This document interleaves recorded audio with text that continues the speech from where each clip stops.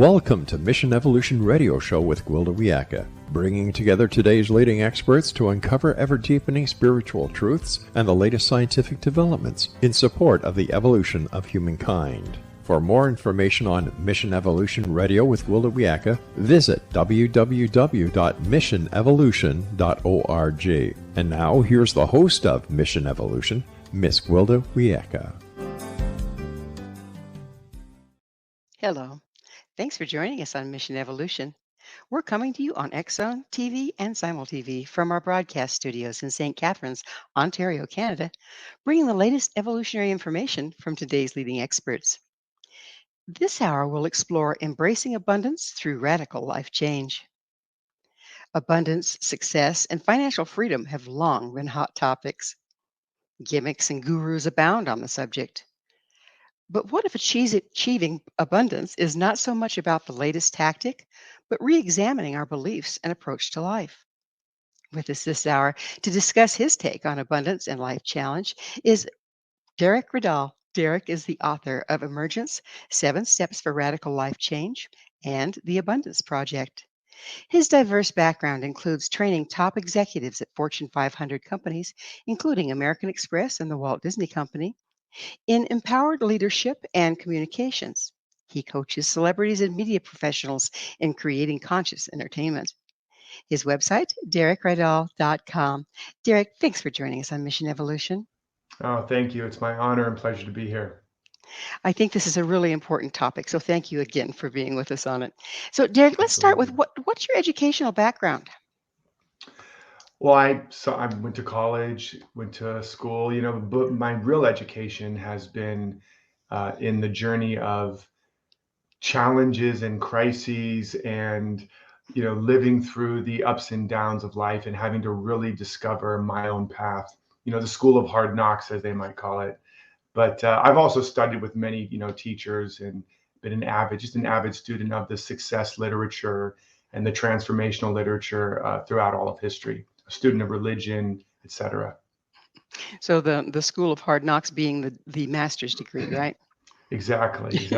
I still have not finished my thesis in that school. It's an ongoing project. So I hear you there. So how did you first become interested in spiritual principles and abundance? I think I always had an interest in it, but really what happened is I had a near-death experience. Really? I was doing a film. Like so many people, I struggled to improve my life for many years, self-improvement, law of attraction, all that. And after many years of self-improvement, the only thing I'd improved was my ability to describe why my life was so messed up. So I got really good at that. And the self-improvement journey was so frustrating to me. It actually eventually drove me to become addicted to drugs and alcohol. And I almost died of an overdose. And that, clearly wasn't enough to shake me out of that particular path. I just figured I needed to work harder, work smarter, attract better, something. And I was an actor, I ended up getting a job starring in a movie. And I was in Jamaica making the movie. And everything started falling apart again. And I ended up going diving in a coral reef. And I prayed to just get lost from everything above. And so that was my first problem. Be careful what you pray for. And the second thing was I went diving alone, and I did get lost, and I got stuck and trapped in the coral reef in what looked like an underwater booby-trapped tomb in Indiana Jones or something. And without going into the whole story, I basically thought nobody knew I was there, and I was going to drown. And in a moment of realizing I'm not going to make it, I had a moment of complete surrender to my idea of a higher power. And there was a flash of light. And I saw that this guy I'd been trying to fix, change, heal, and improve was a figment of my imagination. It was an amalgamation of parental fantasies and peer pressure and societal conditionings. And nothing I would ever do would make him enough. But I saw that simultaneously there was another self that had never been hurt, and so he didn't need to be fixed or improved. And he was already whole, and so he could not be improved upon. And it was just a flash. But in the next moment, I was standing outside of the coral reef on top of the one area of coral that was available to stand on. And I saw that the exit was just inches behind me the whole time, and I was able to swim out. But something radically shifted in me. Humpty Dumpty fell off the wall, and I ended up joining a monastery and trying to become a monk. That did not turn out very well. After a week of fasting and silence, I pretty much ran screaming out of there. But basically, that was what started my in-depth spirit. Something had opened up in me. I had really seen something. I didn't understand it, and I ended up cloistering myself in my apartment for the next couple of years and going on this deep inner journey where I eventually discovered what I came to call the law of emergence. And we can talk about that, of course, but that was really what cracked me open and gave me that spiritual experience that kind of directed the rest of my life. So, where would you say your information comes from that you write about now? Yeah, it's a variety of things. Certainly, like I said, I've been a student of truly many religions, philosophy, the success literature of throughout all time, practically, from Plato to Aristotle to, all the way up to the present day. So I've been a deep student. And then also, as a coach and a teacher to now hundreds of thousands of people, I'm a constant student every time I'm teaching, every time I'm coaching, because you begin to see the recurring patterns. You begin to see that life is not really personal, it's a pattern. There's all these patterns going on. So I've been a student of people and of life. And then I also get my information directly.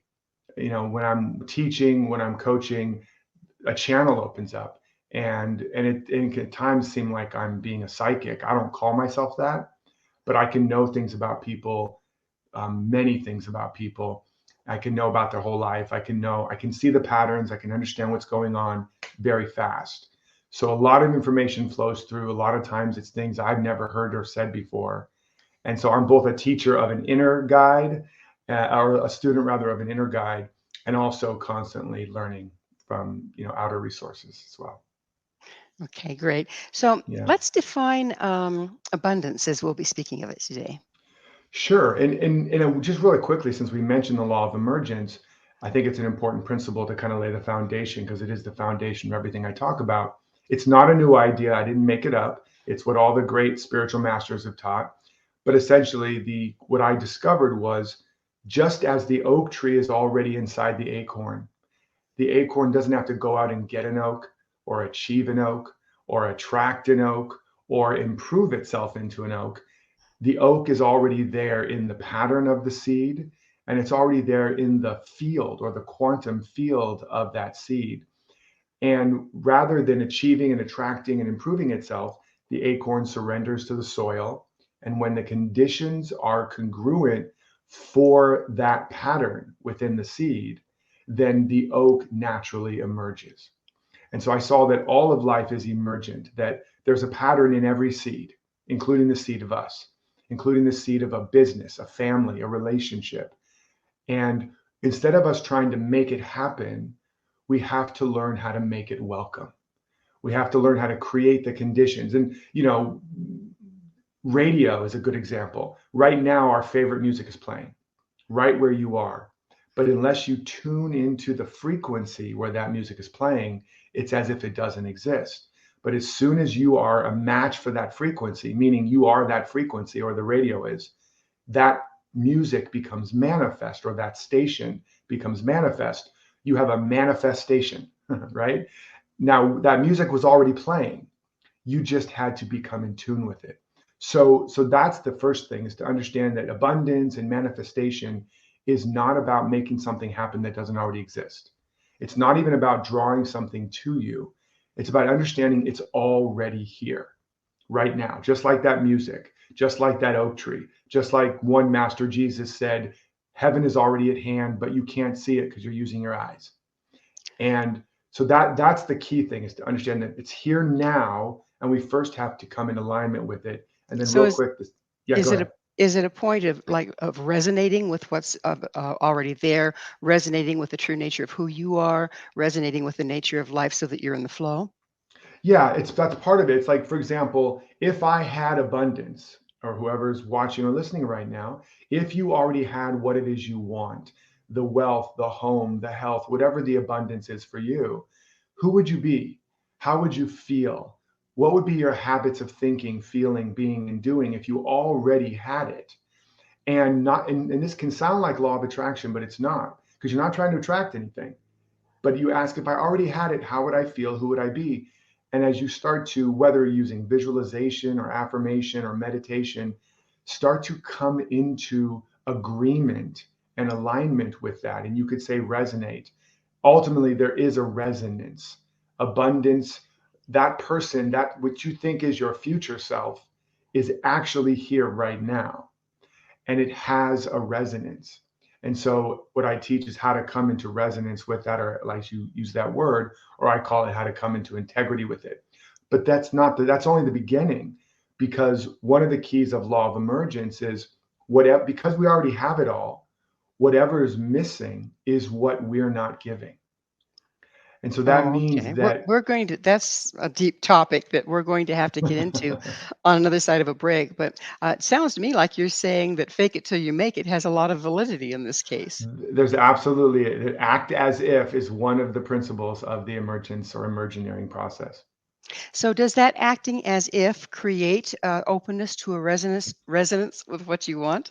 It can, I say that that actions are like affirmations in work clothes. That when it's not about acting as if to make it happen, but it is about acting as if to open up the channel of where you already are. The action is another form of alignment. As it says, faith without works is dead. So if you believe it, but you don't act like it, then you don't believe it. So our actions are our truest belief, our truest religion. Yeah, just sitting around contemplating it isn't going to reap very many rewards, is it? No, it's a good start. It's better than contemplating what's missing, because if you focus on what's missing, if you focus That's on what we what's not create. there, then that's what you're going to have more of, right? Right. Where energy flows where attention goes. So definitely turning your focus, the only thing we really have control over ultimately is our attention.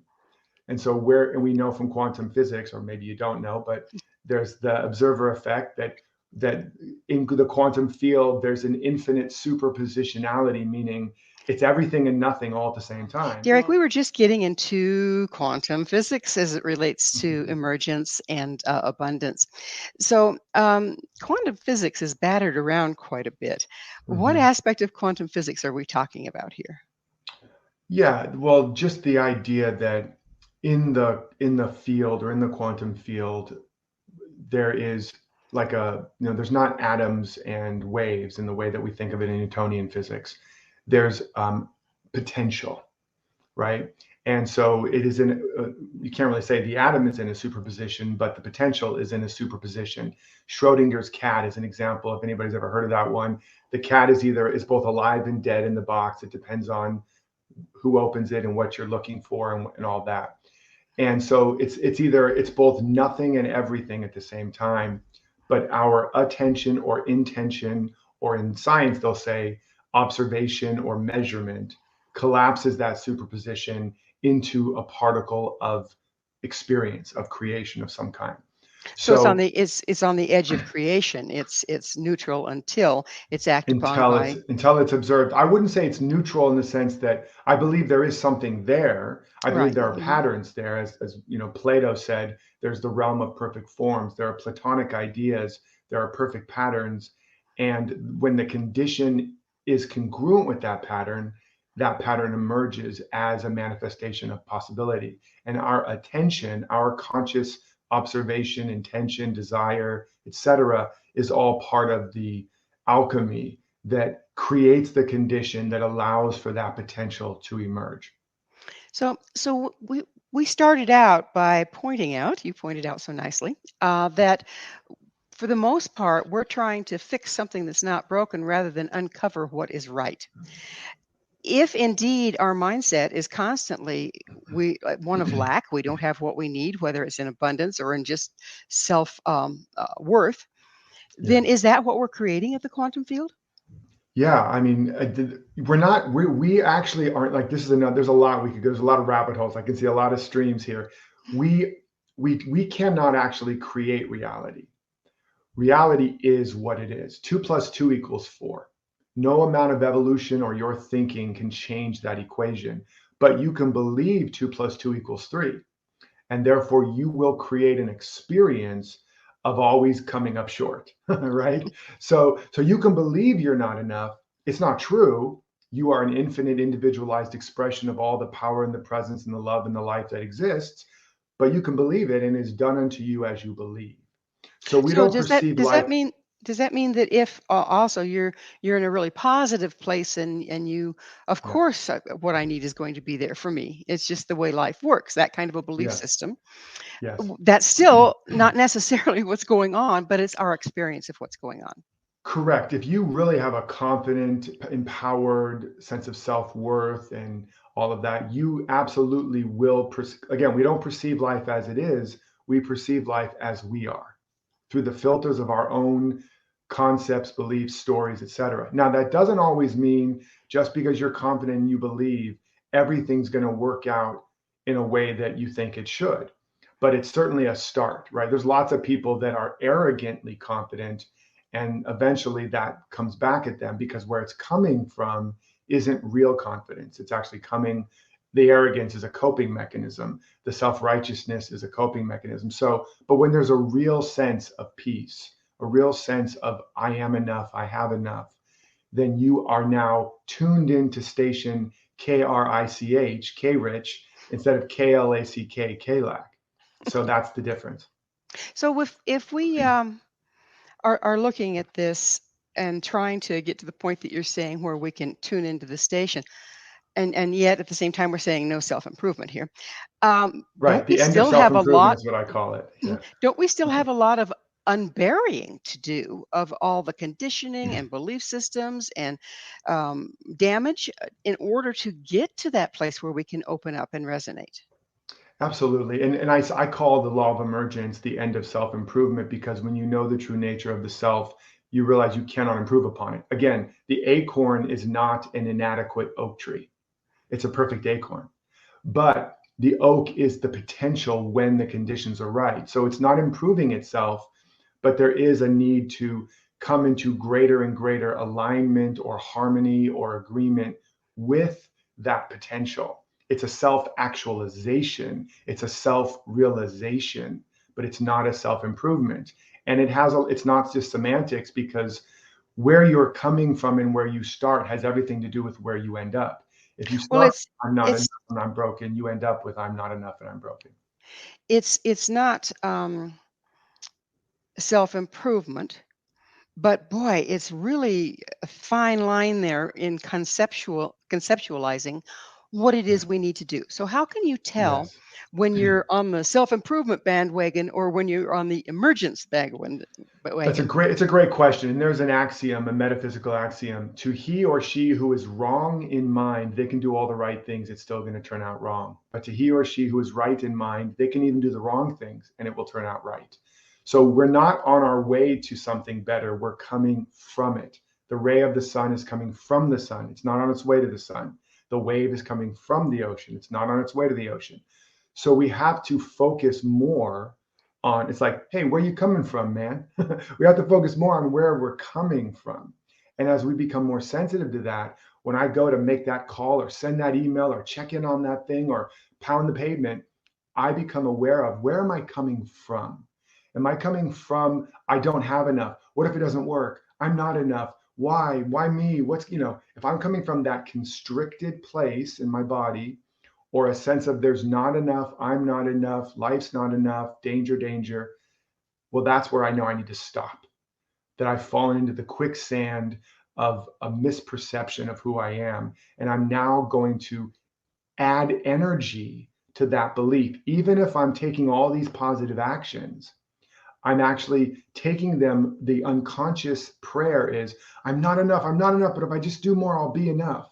And now I'm building that. It's like holding a beach ball underwater. And I might short term will myself into a bigger paycheck, but I'm eventually just going to be broke at a higher income bracket. And Or so, broken inside. and well, um, yeah, whatever, right? you're I'm gonna ultimately get in a new relationship with all that effort and end up in the same arguments or worse, because where I'm coming from is I'm not enough, but I could just get somebody to love me or like me or hire me, I will be enough. But soon I will be right back in the same play. Same But story, different day. as you say, these messages can be very subliminal. We might Yes, not even be aware of them. So how do we yes, get at them? absolutely. And the first thing is there's all kinds of clues to what we believe. First of all, if you want to know what you believe and what you value, look at your credit cards, your conversations, your bank statement, and your calendar. Because what all those things are filled with is telling you what you really value, and it's probably not what you think. So that's one of the first things to understand. What do I really believe? Let me listen to myself for a week and notice what comes out of my mouth. I'm like, wow, I'm pretty dark. I've got some gallows humor going on there. I'm really complaining a lot. I really believe the world's against me. So you can listen. And then the second thing is you don't have to so much worry about figuring out what's inside you, because it will come to the surface, especially as you put all of your attention, or most of it, on what do I really, really, really want? What do I really want to create? Who do I really want to be? Not what do I think I should or could or have to be or do, but if I could truly be all that I want and create and make the difference and the impact and all of that, and you start to endeavor to live and move in that direction, what's going to come up very quickly is all of the reasons why you can't, why you shouldn't, why you're not enough, why the world, why your mom and dad, it's because of dad, because of teacher, because of, that's going to come right to the surface, right? There's a saying, love casts out all fear. When you focus your attention on love and on living and on going for it, it's like a roto-rooter of the soul. It's going to bring up everything that is in the way, and now you know where the lies and the misperceptions are, and how to begin to work on that. So let me see if I've got this right. When we set our intent to come from a place of emergence in the process of trying to create or step into the world we want to be in, the life we want to live, um, just the act of setting that intention starts to push to the surface all the stuff Yes. that stands in the way of it. Yes. Yeah. I mean, I love how you're simplifying it, and it is simple, but it's not, like you said, it can be very difficult, and it's difficult to work through we already live in a matrix, the matrix of our mind. And as I said, we're not seeing the world as it is. We're seeing it through the filters of our perception. Like in Plato's allegory of the cave, we're looking at shadows on the cave wall and thinking that's reality. So it can be very difficult because a lot of feelings can come up, and they've had a millennia to get really, really good and subtle at tricking you into thinking this is true. So you start doing it and you think, okay, I know what I want. He just said, just know what you want and set that intention. And all of a sudden you're feeling tired, you get sick, your car breaks down, or, whatever. And that's about the And time people say, oh, I guess I'm not supposed to have it. there you go. There you go. Thank you for saying that. Yes, exactly. It must not be, it's in this lifetime, or it's my karma, or it's just, if it's not in flow, it means it's not meant to be. I'm like, have you ever studied any great individual throughout history?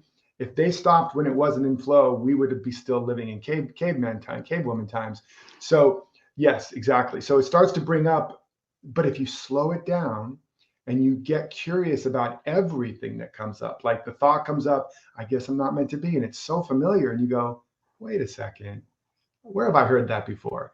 I've been saying that to myself for a long time. Huh, that's interesting. And you start to just step back a little bit and engage what's called metacognition, which is our ability to think about what we're thinking about, which, as far as we know, we're the only animal creature that has that ability. You can now witness the content of your consciousness and start to notice, oh, and then you'll fall asleep for a minute and you wake back up. Oh, that almost got me, I almost believe that. And is it live or is it Memorex? You start to just and write it down and really start writing down all the dialogue, all the self-talk, all the story. And you'll start to see there is a tape running, there is a story running, and it's been running ever since you were a child. Hmm. And it's Well, just recapitulating itself over and over again. Derek, a thing has occurred to me as we were talking about this. We were talking about metacognition, if I said that right. And but what Just about means above. Yeah. what about when we're in an environment where a lot of other people have very strong belief systems in a particular direction? So, like a cult mentality.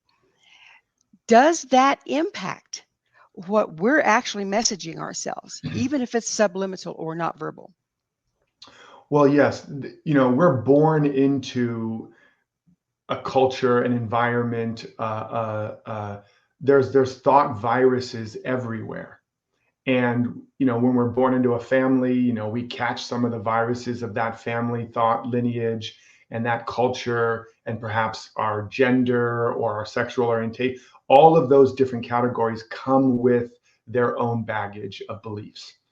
And so part of the journey is we're coming with all this preloaded stuff. And in an environment where individuals or institutions have a particular intensity or density of belief, if we are not immunized and inoculated because we have a stronger spiritual or psychic immune system, we're going to be susceptible to those beliefs. And so, yes, that's true. And that's why everybody should daily be getting immunized and inoculated with their own, telling themselves the truth they want to believe and anchoring themselves in this work before you go out in the world, before you open up your iPhone, before you turn on any media. We should be, yes, I'm shitting on you, I'm sorry, but we should be doing the work to build up our own knowing, right? So, When we, so, yeah, go ahead. so how can we tell as we're just starting to dig into this? It sounds like one big modern mess that we're getting into in order to find a place of emergence. Yeah. How can we tell what's coming from within and what's been imposed from without?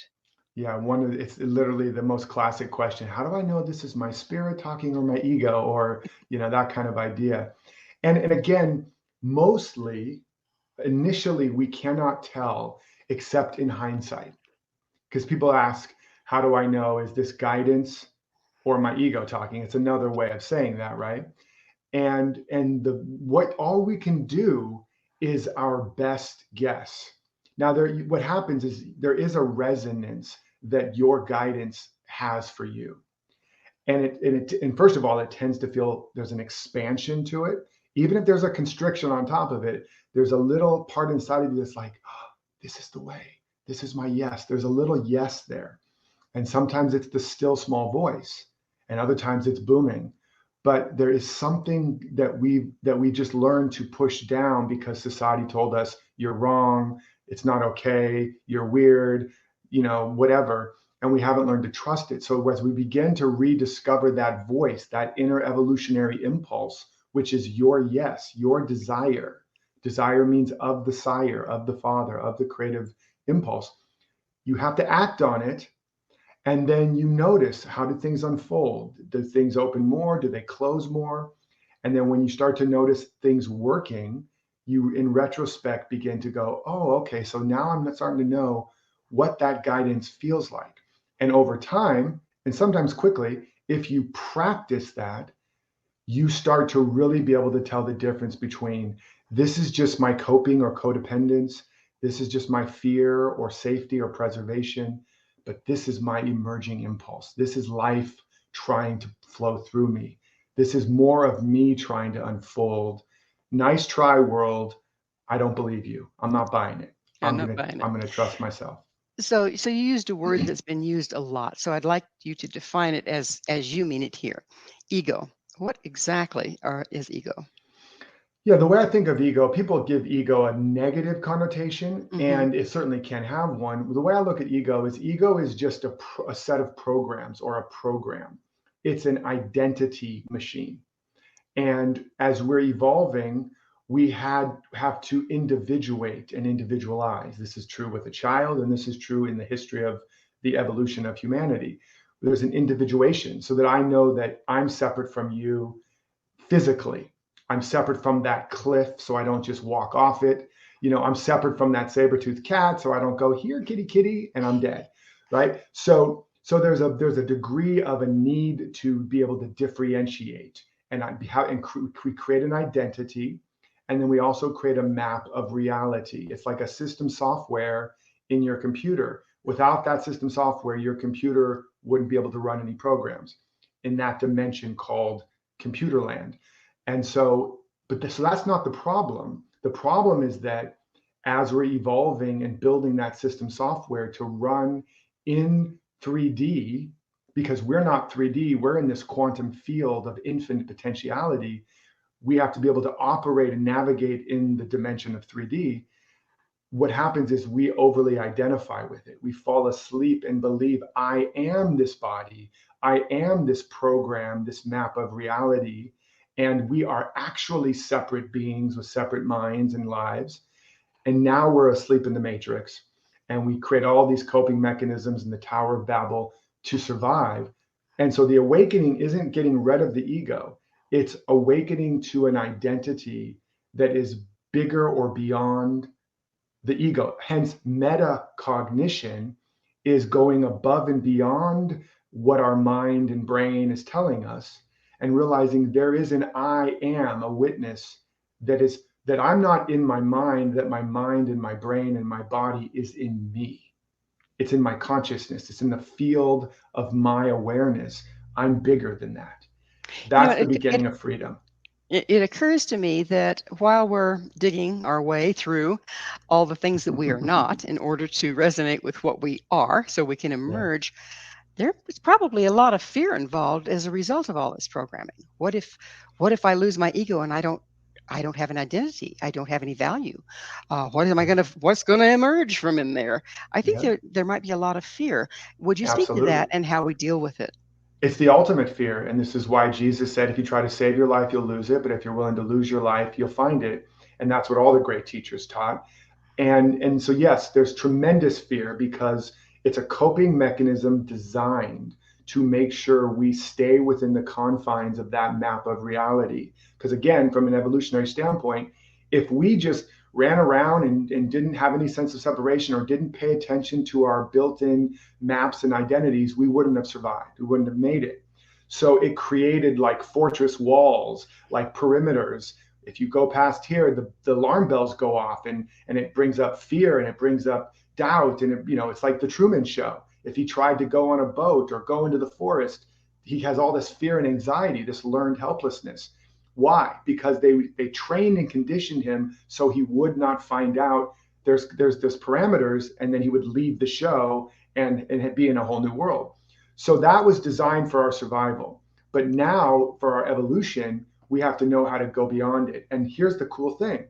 When you understand that, fear is a messenger. It's telling you you're believing a lie, a limitation.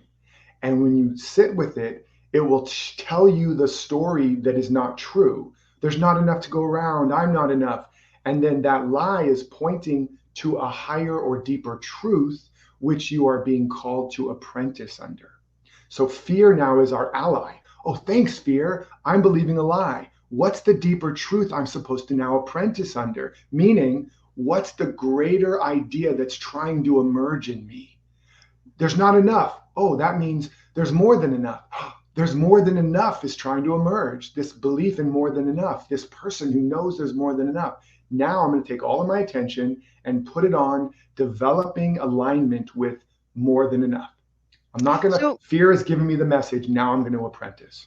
So if we're, as we're working with this, and we start to set our intent, okay, so that all that wonderful stuff bubbles up to be cleared to reach our intent. Mm-hmm. But very often, don't we not really know what we want? And what we're doing is creating a solution for feared lack versus aligning with what we really want. Yeah, again, you're bringing up all the greatest hits. Of course, you've been doing this long enough. It's one of the other greatest things. If you interview 100 people, one of them maybe knows kind of sort of what they want. It's really striking. Again, we haven't been conditioned to believe that it's okay to know what we want. When we're a child and we want everything, we want a lot. That's the right place to start. And we're told very quickly, that's not okay, and all that stuff. So we've been conditioned out of it. So we have to start again in most cases by taking time to get to know what we really, really want. And that's what I said before. It's not what you think you should have or should be or should do, or even what you think you could do or be. Those are all based on fear and your old map of reality. You want to get down to, but what do I really, really, really put 3 reallys behind it at least? What do I really, really, really want? Who do I really, really, really want to be? Is And that and a moving and target, sit with though, it every Derek? day. Go ahead. Is it a moving target? It's not a moving target in truth, but it can feel like a moving target in the process. Meaning, again, the acorn is an oak tree. If the acorn had self-consciousness, it might look out at the forest and go, those apple trees are really looking good and people love apples. I want to be an apple tree, right? And it would really be a bad apple. But so that happens to us because we've not been conditioned to do what the Oracle of Delphi said, which is know thyself. There's only 2 master strokes: know thyself and to thine own self be true. Wax on, wax off, right?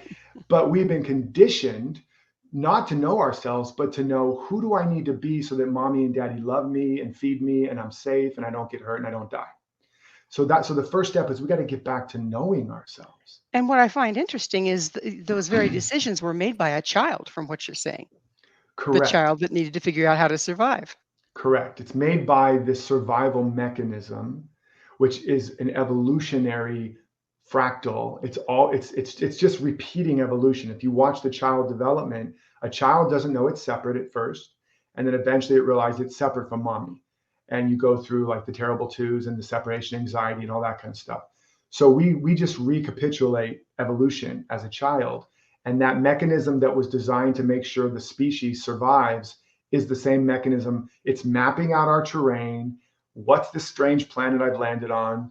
How do I survive and get my needs met? And then it creates a map, it creates a survival kit, and then it moves on and lives within that confines. And now Well, we're learning to transcend it and unravel it again.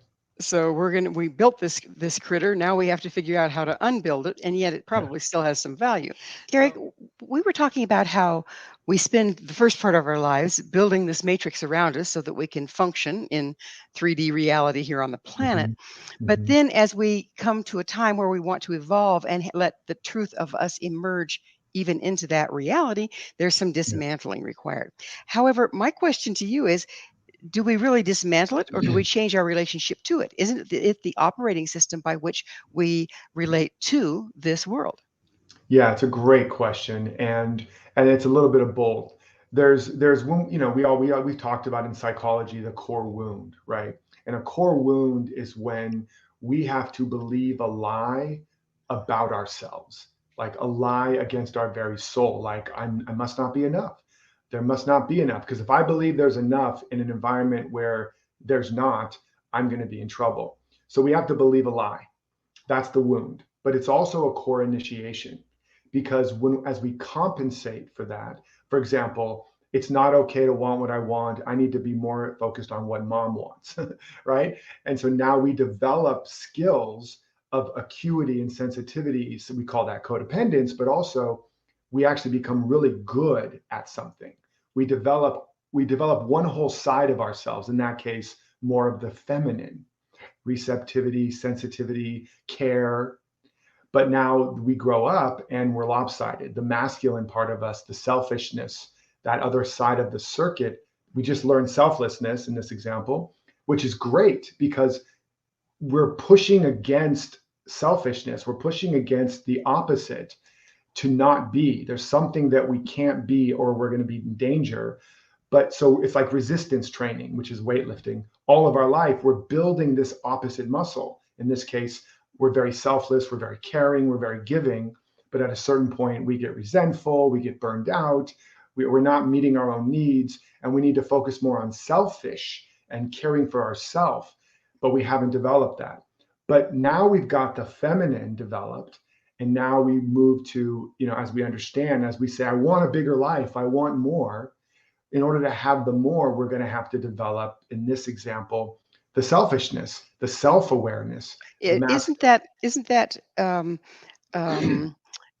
manipulating the operating system, though. It's not who we are, but you're manipulating the operating system that you work into the world through. Yeah, I don't know if I'd say manipulating, although manipulation itself is not a bad word. That's what a chiropractor does when it adjusts your spine. It's literally manipulating. So reorganizing, reorienting is what we have to do. I'm not just this. Let me, and there's more to me here. And let me add more pieces to this. Let me cultivate more of the potential that is in me. Let me go to the gym and not just work out my biceps. Let me work out my core as well. So you could say that's a form of manipulation, but it's really just an expanded form of development. There's parts of us that are underdeveloped. There's parts of us that are latent, that are buried, and even worse, that we believe are bad or unsafe, or that they're going to hurt us, or we're going to lose something if we, in fact, begin to develop those parts. Those parts seem still to me to be like the interface between us and the world we're in right now. Um, aren't who we really are, what's really trying to emerge, even a layer deeper than that. Absolutely, absolutely. Yeah, we think we're just this one character, we're this person who makes it all about everybody else and not about ourselves. So that's our identity. That's the story we've been living in. And now there's another character we're going to develop and become the person who makes it more about themselves and not about everybody else. And that starts to form. But what's underneath all of that is the whole perfect idea or pattern of an integrated being that has always been true even before we were in our mother's womb. So that was always there. That's the pattern in the seed. And we only created partial conditions for its emergence. And now we're cultivating more of the conditions, and now more of our wholeness, more of our power, more of our potential or purpose begins to emerge. It looks like we're working on parts, but what we're doing is creating more of the condition for the greater whole that is underneath that to emerge. So, what does that look like in operation? Does it look like, okay, here we are just in our beingness, and Mhm. then in interfacing with the world, whether we're giving or whether we're more self-interested at any given moment has to do with what's appropriate in the moment based our true expression versus our identity? Well, I mean, there's a lot there to try to unpack. I would make it maybe put a little more simply is we're never here. You say interfacing with the world. You've said that a few times. And I look at it more like we're not really in the world is in our consciousness. Again, we're perceiving ourself. Wherever you go, there you are. So you're not really interfacing with a world. You're interfacing with all of your concepts and perceptions of reality. So you're really always doing the work on yourself and within yourself. The only place you have to win the argument, win the war, is within you, right? And so, Jesus said, love your enemy, and the enemy is in your own household. It's all within us. And so the world, as Shakespeare called it, is like a mirror or the play, and we are looking to see what's triggering us, what's pushing us, what's pulling us. And that's giving us evidence, not of what's out there, but of what's in here. So we're not trying to save the world. We're not trying to fix the world. We're trying to serve more fully what is emerging, right? Just like in nature, where things are coming at us, but we're using that as information to go, what's emerging in me, to get clearer and clearer in what's emerging in us. And we become trigger happy, so that when the trigger happens, we're like, oh my God, I'm about to grow. I'm about to learn something about myself, rather than why is the world doing this to me? Exactly. Yeah, back to that, what bubbles forth. You can either Exactly. be a victim of it or use it as a tool Exactly. for emergence. So Exactly. it's the time. Self-awareness. It's the time right now where I have to ask you, Derek, what is your mission? Well, my mission has been for decades to awaken, the word just awaken. And the longer version of that is to awaken individuals to their true identity and help them fulfill their destiny, so that together we can create a world that works for the highest good of all. So to put it even more simply, like a gardener of the garden of life, to help each individual discover what is their unique divine seed planted in the soil of their soul, and help them to create the right conditions for it to grow, to flourish, and to flower. And I will say that there's another word for that activity of helping a seed flourish and flower, and it's called love. Hmm. And so to That's love, I'm a love evolutionary, help people evolve and have a revolution in love. very well put. Which also opens up the question is how do you see implementing these principles as individuals? How do you see it changing or affecting the world at large? I see it, I mean, I see it as everything. Because again, the world that we call the world is the outpicturing of all of our collective and individual beliefs about the world. And most of those beliefs are based on a foundational lie of separation, a foundational lie of I'm separate from everything and everyone, and there's not enough to go around. And when we understand the source of all creation is within us, and each individual, as I say, you need to drink from the fountain of you, and then you will know immortal life. When we learn to drink from the fountain of within ourselves and realize I have everything I need, I brought it all with me.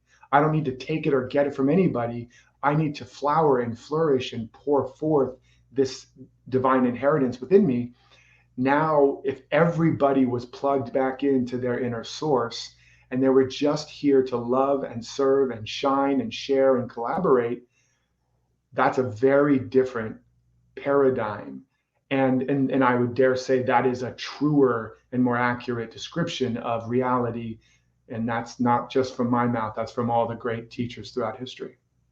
Well, we're getting close to the end of the show here, but given the instability and problems that we are now faced with versus where we're Yes. like to go, um, what's the best way for us to obtain our goals and dreams? Where's the best place to start? Well, I think the very best first place is, it says in Proverbs, where there is no vision, the people perish. And so what the problem is most of us have become problem solvers instead of vision holders. And we want to, instead of being pushed by the pain, we need to start getting pulled by a bigger vision, right? So asking and discovering, what do I truly want? What am I truly made of and made for? What am I really here for? Who am I? As the number one priority. The problem is most people know more about their smartphone than they do about themselves, which means their phone is smart and they are stupid.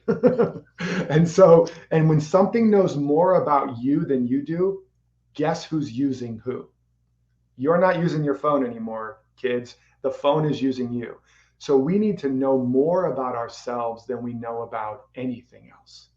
And when that happens, as that flip happens, emergence begins to take place. We know what we want.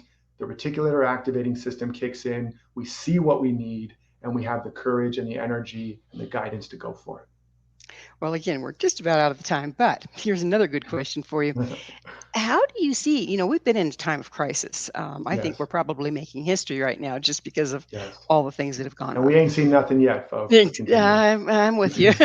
I'm with you. Hate to be the Yeah, bearer of bad, sad tidings, but how do you see crisis as serving us as individuals and as a whole to yes. go into this place of emergence? Well, 100%. The crisis cracks you open if you are willing, like the forest fire that the jack pine needs. The forest fire melts the serotinous glue, opens up the seed pods, releases the progeny, burns the old dead wood in the canopy, opens it up for more sun, fertilizes the soil. I mean, it does so many good things. And so, if we understand that our challenges, our crises, and our triggers are not happening to us, but for us, and our chronic crises are showing us that we're trying to survive in a world idea, a world view that is too small for us now. That there's a larger idea that's trying to emerge and we're not letting it, and it's producing what we call a crisis. But the meaning of that crisis is not you're bad or you're doomed. It's wake up. There's more of you trying to come forth. Have the courage to discover what it is. Say yes to your yes and go for it. Live your purpose. Well, unfortunately, we are out of time. Derek, thank you so Darn much it. for coming on the show. You're welcome. Thank you so much. It's been my honor and my pleasure. Our guest this hour has been Derek Rydall, author of Emergence, 7 Steps for Radical Life Change, and The Abundance Project. His website, derekrydall.com. This has been Mission Evolution with Gwilda Wiyaka. For more information or to enjoy past archived episodes, visit us at www.missionevolution.org. Please be sure to join us right here next time as this mission continues, bringing information, resources, and support to our rapidly evolving world.